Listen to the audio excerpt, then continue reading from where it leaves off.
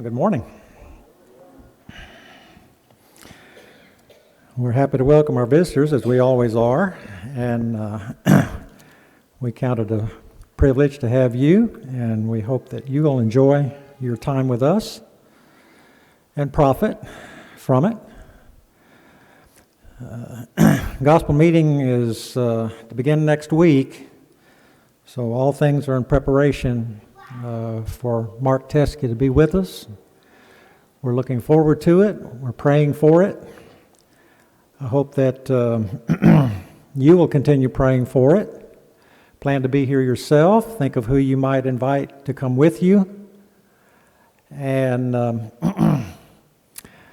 next Sunday, of course, now for the classes, all of the adult classes from teenage on up will meet in the auditorium, and Mark will conduct the class, so teachers just keep that in mind.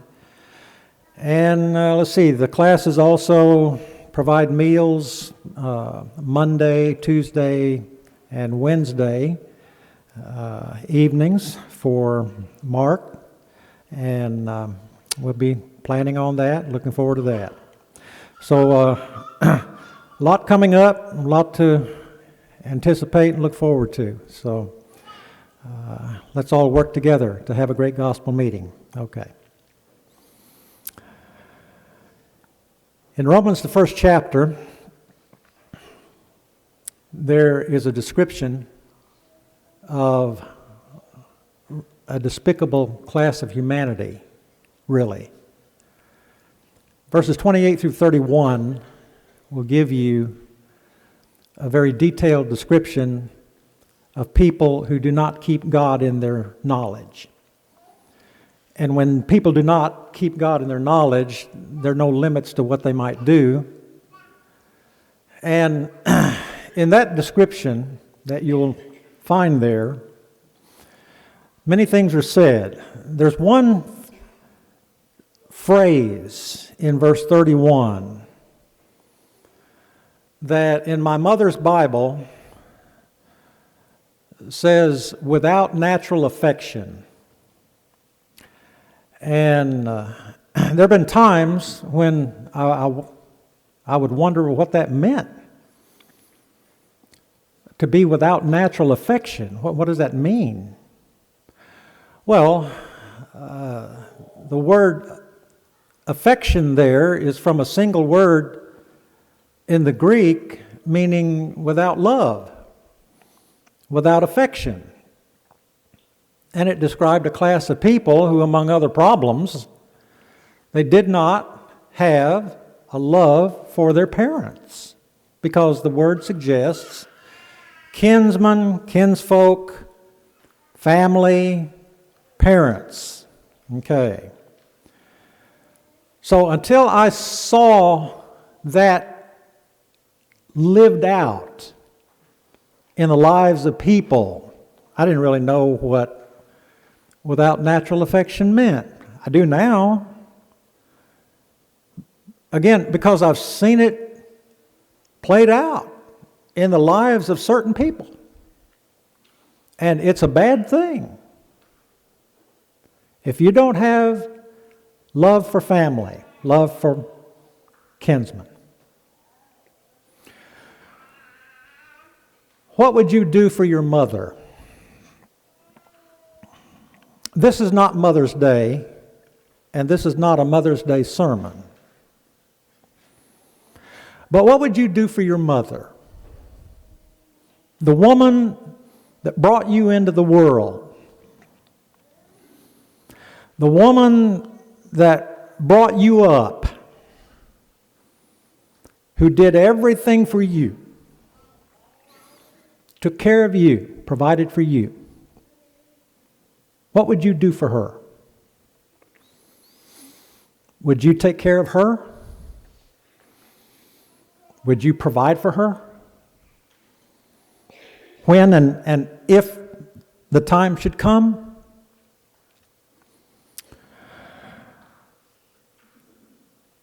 When Mary, the mother of Jesus, stood by the cross where Jesus was dying, what did she see? His own mother,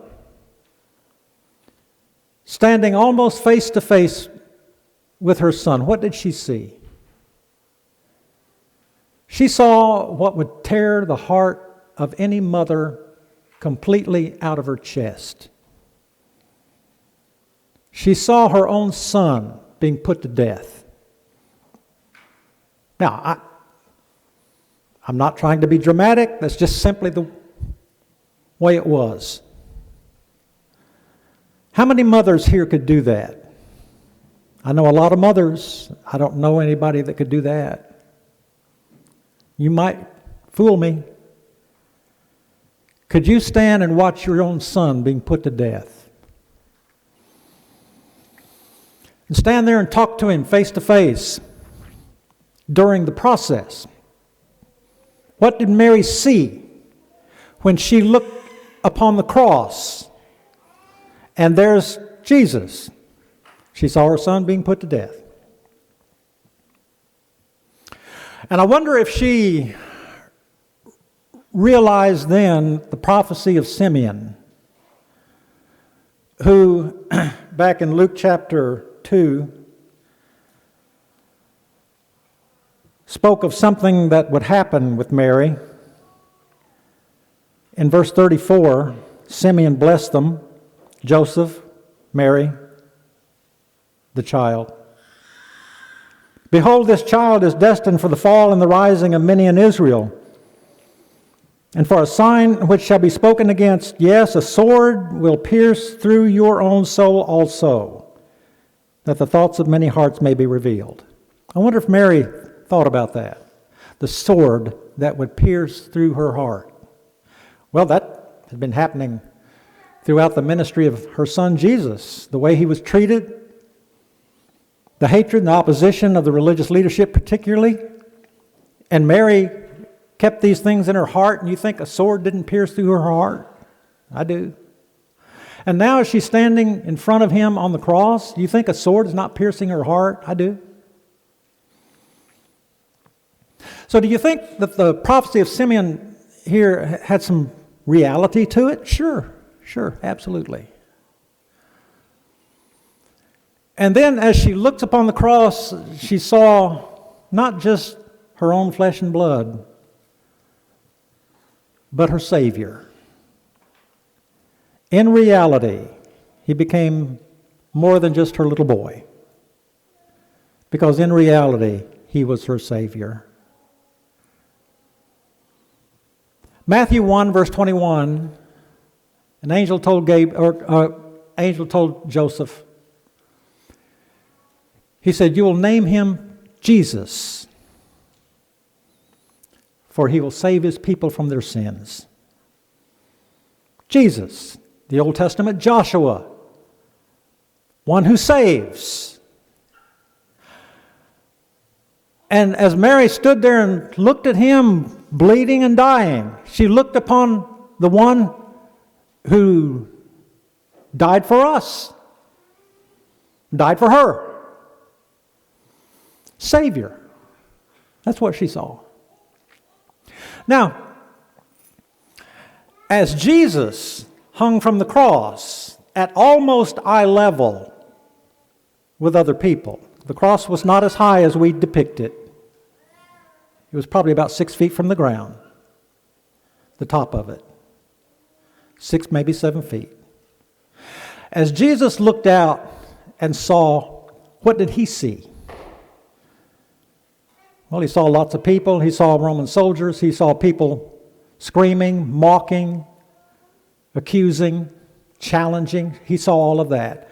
But then he saw a group of people standing really close. And here's who he saw. Going back to our text in John 19. Standing by the cross was Jesus' mother and his mother's sister. That means Jesus' aunt, or his aunt. Mary, the wife of Clopas, and Mary Magdalene. All of these women. standing to support, right there. And then, or when Jesus saw his mother and the disciple whom he loved. So there's a disciple whom he loved. I'm going to say that's John. Now, I know he's not named here. Why? Because John never named himself. He never used his own name. He just referred to himself as the disciple whom Jesus loved. He only names himself once in the book of Revelation. I, John. That's the only time. So I'm just going to say, this is John. So there's John standing there with this group of women. Jesus looks out, he sees these ladies and John standing. And I'm going to use that word standing this morning for the course of this lesson, because we all need to be standing in one way or another. So here's what Jesus sees. He sees people standing. He sees women who loved him, supported him, walked with him. And he sees John. Among the disciples that fled, he told them earlier, he said, when they smite the shepherd, the sheep will flee. And they fled. All the disciples fled. All the apostles ran. But now John came back. He's back. And there he is. And Jesus is talking to him.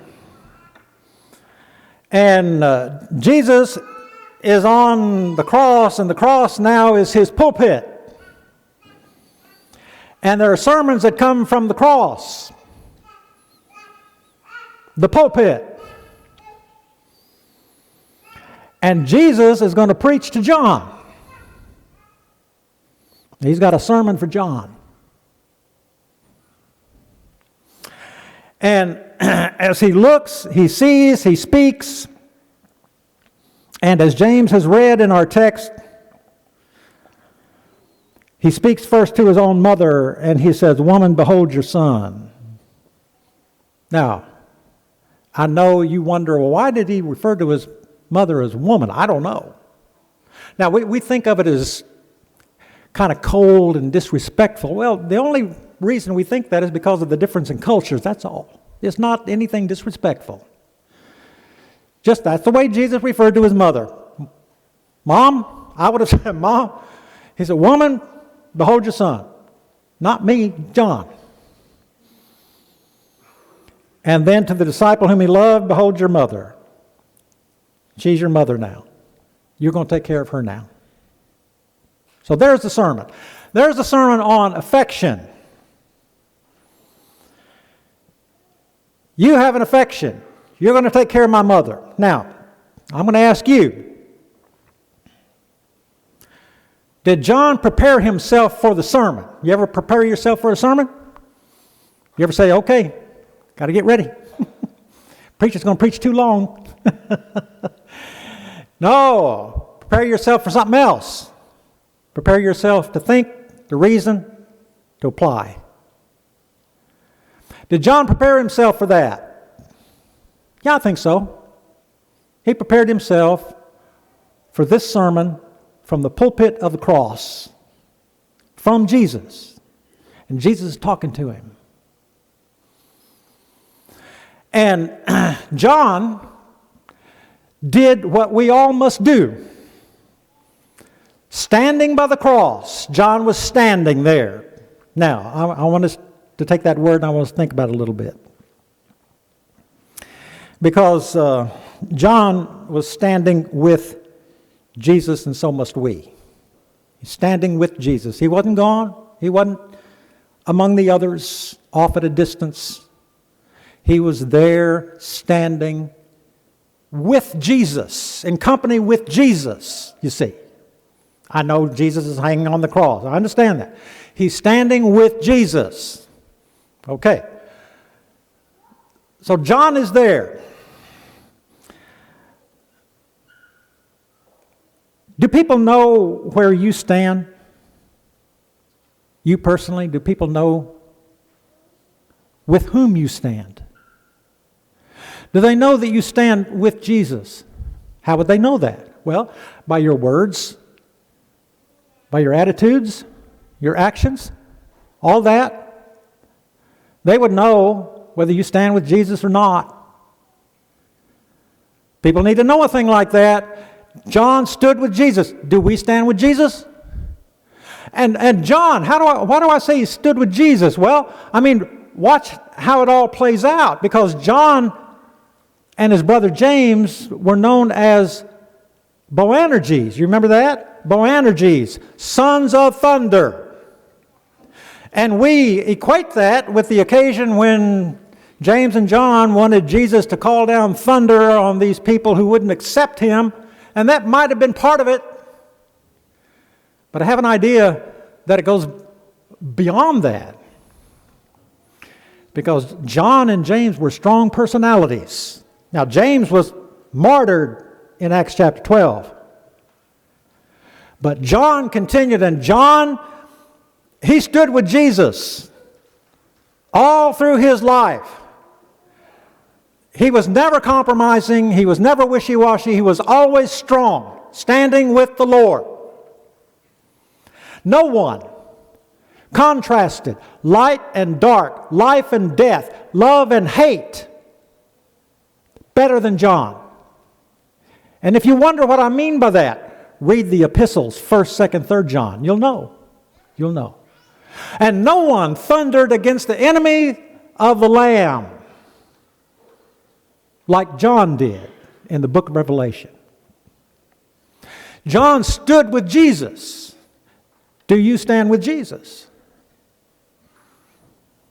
Do your words show that you do? Do we allow our lives to reflect with whom we stand in life? John suggests a lesson there. But again, John stood up to be the one that Jesus needed on that occasion. Standing up for Jesus, he took care of Jesus' mother. Now,